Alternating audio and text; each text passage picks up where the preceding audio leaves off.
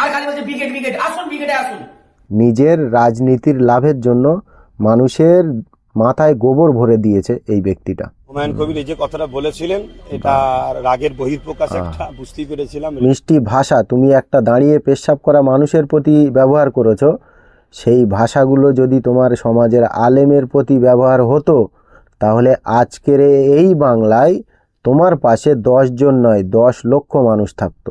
মুখ্যমন্ত্রী মুখ আমি হব, বিজেপি আমাকে সমর্থন দিলে নেব, সরকার উনি গঠন করবে।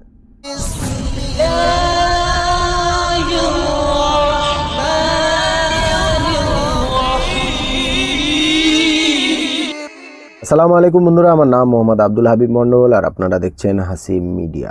একটাই জিনিস আমাদের এই ওয়েস্ট বেঙ্গলে ভাইরাল, মানে আল্লাহ তালা নিজেও বলছে আব বাস কর বহুত হো গয়া, কিতনা ঝুট বলেগা। তারই প্রমাণ আমি আপনাদেরকে দেব আজকে। যে ফতোয়া নিয়ে আমাদের এই ওয়েস্ট বেঙ্গল তোলপাড় করছে, সেই ফতোয়াটা একটুখানি শুনে নাও। দিদি মোদিকে যারা ভোট দেবে তারা বেঈমান জাহান্নামী হয়ে মরবে। আমি প্রমাণ করব। কোথায় পায় আল্লাহ আজকে প্রমাণ করবে, একটু শুনবে। শোনো। একটা নেই হাত দিয়ে রুকা, সবার ক্ষমতা নেই মুখ দিয়ে প্রতিবাদ করা। কমসে কম রাসূল বলছে এই নমুনাটা যেন থাকে। জালিম অন্যায় দেখলে অন্তর থেকে ঘৃণা করে দূরে সরে যাও। যদি এর মধ্যে কোনোটা না থাকে তাহলে তার মধ্যে ঈমান, জোরে বলুন, নাই। এটা গেল মুসলিম শরীফের হাদিস। মুসলিম শরীফের হাদিস আমি আগের ভিডিওয়ে আপনাদেরকে জানিয়েছি।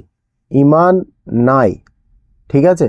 প্রথম যেগুলো বলেছে আব্বাস সিদ্দিকী ওগুলো সঠিক, লাস্টে যেটা বলছে যে ঈমান নাই, এই কথাটা মুসলিম শরীফের ওই হাদিস অনুযায়ী যদি এই কথাটাকে প্রমাণ করতে পারে, তাহলে আমি একে সত্যবাদী বলে মেনে নেব আর সারা জীবন আমি এর গোলামি করব।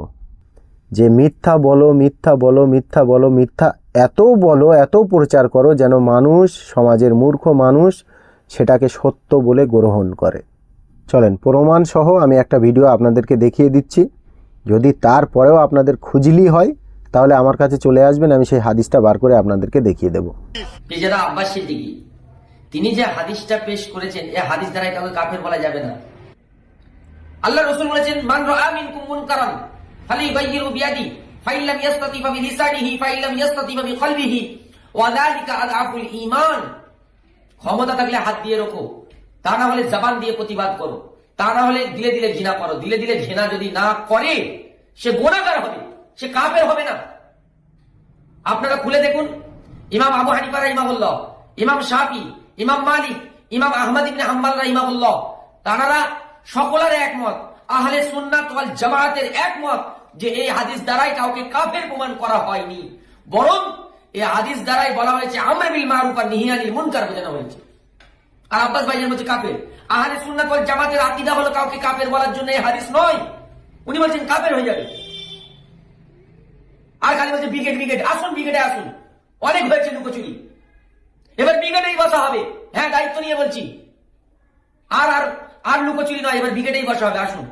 আমি ধন্যবাদ জানাই এই ভাইটাকে সত্য কথাটা মানুষের সামনে বলার জন্য। তারপরেও এই ছেলেটার মা বোন তুলে যারা উদ্ধার করছে তাদের একটু শিক্ষার অভাব আছে। কিন্তু এই জায়গায় আমার একটা প্রশ্ন এই ছেলেটার কাছে, না যে সব সময় তো ইনি বলে ব্রিগেডে ব্রিগেডে ব্রিগেডে বসবে, তা এই তো বলেছে বসবে, ক্ষমতা আছে যাওয়ার সেখানে।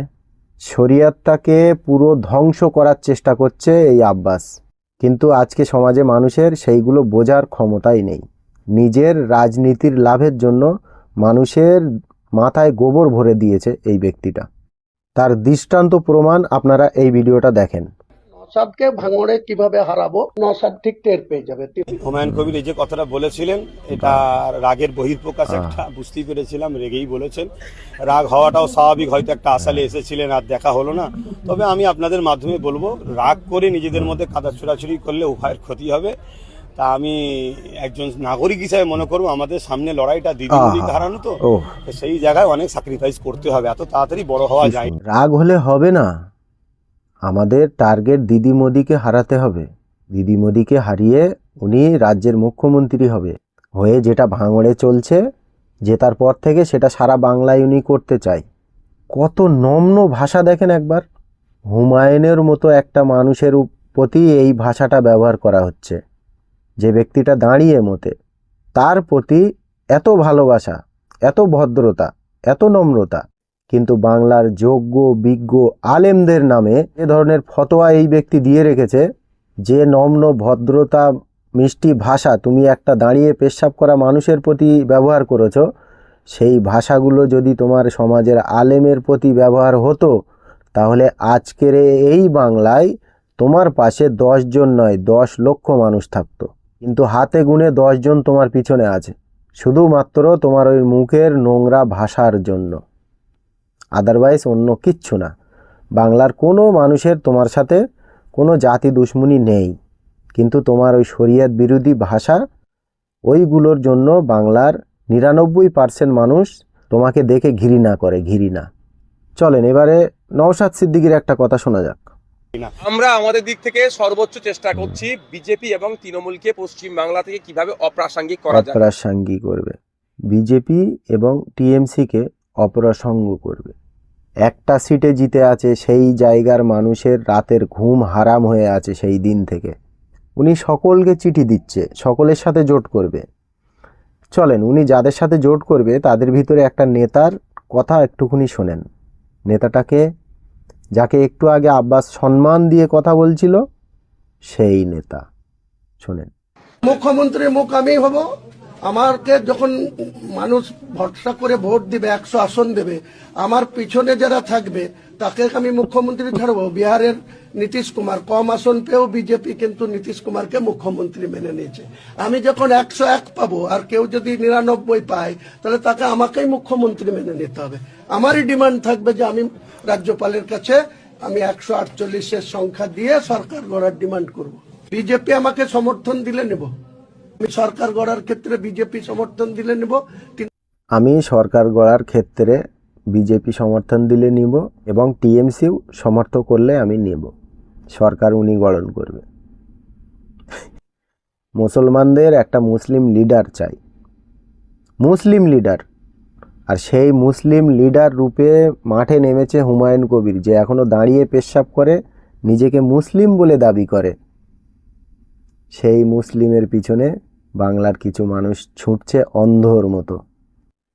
কাকে হারাবে না? দেশের কেন্দ্র সরকারকে আমাদের বাংলায় ঢুকতে দেবে না, আর বাংলার যে বর্তমান সরকার আছে তাকে এখান থেকে তাড়িয়ে দেবে, হারিয়ে দেবে।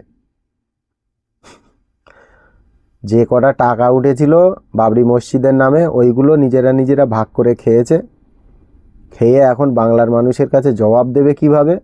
তারই কারণে বাংলার মানুষকে আবার একটা বোকার পথে পরিচালনা করা হচ্ছে। বর্তমান যা আমাদের দেশের পরিস্থিতি, এই সময়ে আমাদের দরকার আমাদের রাজ্য সরকারের পাশে দাঁড়ানো। গালাগালি দেওয়ার আগে কথাগুলো আর দেশের পরিস্থিতিটা ভালো করে ভেবে চিনতে তারপরে আমাকে গালাগালি করবেন।